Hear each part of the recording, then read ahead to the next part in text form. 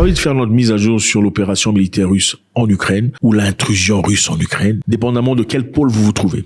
Opération militaire russe ou intrusion russe dans le territoire ukrainien. Ok, on y va. Il y a eu plus de 50 morts sur l'attaque dernière sur Poltavska, l'une des plus meurtrières de la guerre. Donc les Russes viennent de frapper encore une fois sur l'Ukraine, juste après leur frappe de 100 missiles et plus de 100 drones. Poltava a été la cité victime cette fois-ci. Alors qu'est-ce qui se passe? Nous demandons instamment à tous ceux qui ont le pouvoir de mettre fin à cette terreur. Les systèmes de défense antiaérienne et les missiles sont nécessaires en Ukraine et pas dans un entrepôt.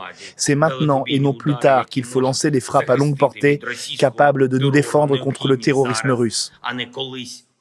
Le président ukrainien a lancé un remaniement total de son cabinet. Donc beaucoup de personnes ont été chassées. Un changement incroyable comme jamais dans le passé. On va essayer de comprendre un tout petit peu quelles sont les raisons pour lesquelles M. Zelensky le ferait. 50% du cabinet a été changé. 50%. On s'imagine bien pendant qu'il y a eu une guerre effroyable. 50% du cabinet changé, ça pose des questions, n'est-ce pas? Ça fait plus de 2 ans que la guerre existe en Ukraine. Certainement, l'Ukraine a essayé d'attirer les éléments et les hommes les plus forts, mentalement, physiquement et sur le terrain, techniquement. Mais si aujourd'hui, à 2 ans de guerre, on va changer presque la moitié du cabinet, qu'est-ce qui se passe exactement? On va essayer de voir. Donc un remaniement a commencé au gouvernement de Zelensky depuis ce mardi, avec la démission de plusieurs ministres ukrainiens avant leur remplacement prévu. 7 ministres ont démissionné. Imaginez-vous dans un pays en guerre. Et le ministre d'Affaires étrangères, Dmytro Kuleba. Et Dmytro Kuleba est un homme très important. Il a été très utile dans le gouvernement de Zelensky. C'est lui qui est parti plaider cause pour l'Ukraine, aux États-Unis, en Europe, en Afrique, en Asie. C'est M. Kuleba qui est parti parler pour l'Ukraine, demandant de l'aide. Il a été le messager diplomatique de confiance de Zelensky. Alors pourquoi a-t-il été viré ou décidé de démissionner? Plusieurs autres ministres sont partis, inclus le ministre de la Justice, le ministre de l'Environnement, le ministre de l'Industrie stratégique, c'est-à-dire la personne qui calcule et estime qu'est-ce qu'il faut faire pour que l'Ukraine gagne la guerre. Qu'est-ce qu'il faudrait importer ou exporter pour que l'Ukraine ait les éléments nécessaires pour surmonter ces challenges. Il y a aussi Oleksandr Kabyshin, ministre de la production d'armes, a également démissionné de ses fonctions en prévision d'un autre rôle dans la défense. Il y a quelque chose de chaud et de bizarre qui se passe en Ukraine actuellement. Zelensky n'a pas donné beaucoup d'explications à cet égard. Ce remaniement brutal et impromptu doit certainement avoir une justification. Écoutez ce qu'il a dit. Je suis très reconnaissant au ministre et à l'ensemble de l'équipe ministérielle qui travaille pour l'Ukraine, pour le bien des Ukrainiens. Nous avons besoin aujourd'hui d'une nouvelle énergie. Il dit que cet épisode est fini et le moment est venu pour autre chose. On parle de quel épisode? L'automne? Évidemment, l'automne précède l'hiver. Et l'hiver est le moment opportun que M. Poutine et les Russes sont en train d'attendre. Je vous rappelle ici que la Russie a bombardé à plusieurs reprises les établissements et institutions énergétiques. C'est-à-dire tout établissement qui produit de l'énergie, le courant, à 80% a déjà été détruit en Ukraine. La guerre pendant l'hiver sera terrible et très difficile pour les Ukrainiens. Sur le plan moral, quand on a très froid, on perd le moral. Et quand on perd le moral, on est en incapacité de combattre de manière farouche. Il est aussi important de noter ici qu'il a été rapporté que tout celui qui s'oppose aux idées ou aux pensées ou tout celui qui a une objection à l'égard de M. Zelensky est très souvent revoqué, changé ou remanié. En tout cas, disposé de ses fonctions gouvernementales. Prenons exemple sur l'ex-commandant en chef des armées Valery Zaloujny, qui a fait un commentaire disant que la guerre a stoppé. La guerre a freiné. C'était en un moment crucial où les Russes et les Ukrainiens ne se poussaient pas. C'est-à-dire personne ne gagnait du terrain. Ce n'est pas la première fois ces dernières semaines que le premier soldat du pays, jusqu'alors très discret, se confie à la presse étrangère, reconnaissant que la guerre est dans une impasse, que la contre-offensive a échoué et que le temps joue contre l'armée ukrainienne.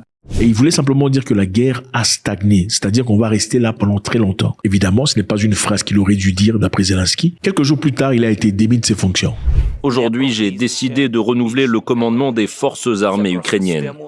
Il ne s'agit pas de nom de famille et encore moins de politique. Il s'agit du système de notre armée, de sa gestion et de l'exposition des commandants de cette guerre à l'expérience du combat.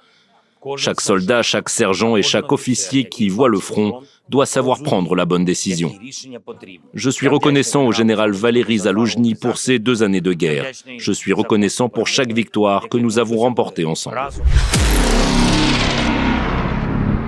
Zelensky a déclaré état des sièges en Ukraine. Et état des sièges, c'est-à-dire la démocratie s'est complètement arrêtée. Donc l'armée ou l'État prend tout ce qu'il y a comme décision. Il n'y a pas de démocratie, pas de parlement, pas essentiellement de droit comme on le connaît. C'est-à-dire qu'on a un peu carte blanche, on peut faire tout ce qu'on veut faire sous l'ombrage de l'état de siège. Les élections législatives devraient avoir lieu depuis l'année dernière. Ils ne sont pas arrivés. Il n'y a pas eu élection législative. Le Parlement a été fermé. Les élections présidentielles sont censées se passer cette année. Malheureusement, il n'y a rien du tout et rien à l'horizon. Évidemment, donc la démocratie n'est plus. Beaucoup de personnes pensent que Zelensky accumule le pouvoir avec le temps. Donc, son parti politique qui est resté au pouvoir prend tout ce qu'il y a comme décision sur le plan politique, sur le plan militaire et sur le plan social. Et jusque-là, on ne voit à l'horizon aucune possibilité d'un changement. Évidemment, puisque Zelensky reçoit de l'aide venant des États-Unis et de l'Europe, les sénateurs américains se plaignent à cet égard. Ils veulent que Zelensky organise les élections. Et on peut pas organiser les élections. Et apparemment, il n'a pas intention de faire ça. Puisqu'il n'a pas intention d'organiser les élections, il faudrait bien qu'on présente une image rénovée, une image belle de l'Ukraine.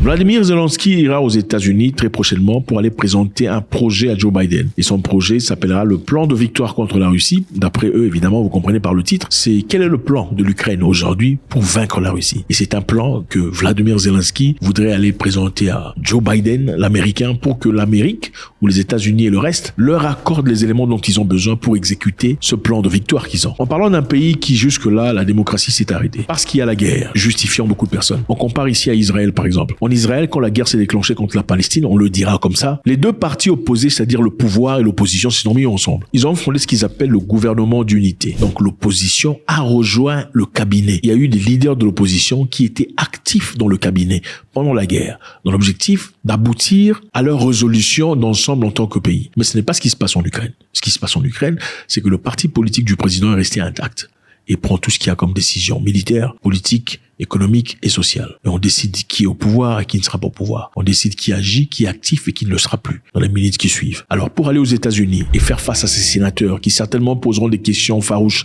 à l'égard de demandes et à l'égard de la présentation de Zelensky prochaine, qui parle de plan de victoire contre la Russie, il leur faudra présenter des nouvelles personnes, c'est-à-dire des gens qui l'accompagneront ne doivent pas être les mêmes personnes avec qui il était depuis quelques années déjà.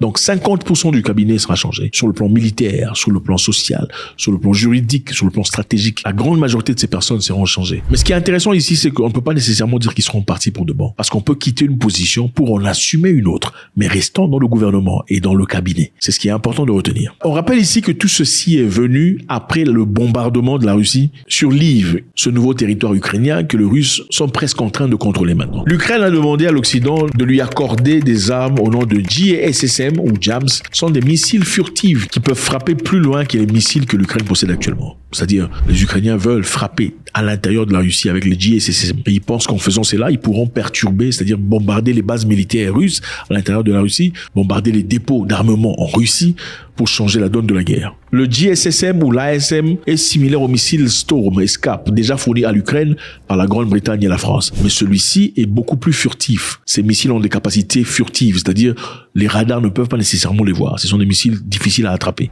Et suite à ça, la Russie est en train d'ajuster sa politique sur les armes nucléaires. La Russie prend en compte la possibilité que l'Ukraine utilise des armes à longue portée fournies par les États-Unis sur les attaques en profondeur du territoire russe. Dmitry Peskov a également réaffirmé que le régime russe révisait sa doctrine en matière d'armes nucléaires. Une doctrine d'armes nucléaires, c'est-à-dire on utilisera l'arme nucléaire seulement si on nous frappe avec une arme nucléaire, ou encore si on nous frappe en Russie avec des armes conventionnelles, mais qui mettent en péril l'existence de la Russie. Alors là, on vous frappe. Puisque les Ukrainiens sont en train de demander ces armes à longue portée, furtives, les Russes sont en train de revoir leur doctrine en matière d'armes nucléaires. Et avec ça, les amis, je pense que cette guerre est en train de changer de couleur. Zelensky change son cabinet à 50%, un remaniement frénétique. Il sera très bientôt aux États-Unis pour présenter son projet de victoire sur la Russie. Et ce projet, évidemment, constituera une certaine demande d'armes ou certaines autorisations qui n'ont pas encore été effectuées en ce moment-ci. À l'occurrence, frapper à l'intérieur de la Russie avec des armes furtives. Les Russes, dans ce cas, sont assis en train de discuter et de revoir leur doctrine en matière d'armes nucléaires. Si les États-Unis et l'Europe osent renforcer l'Ukraine de manière à ce que celui-ci frappe à l'intérieur de la Russie, ça sera certainement les armes nucléaires. God bless.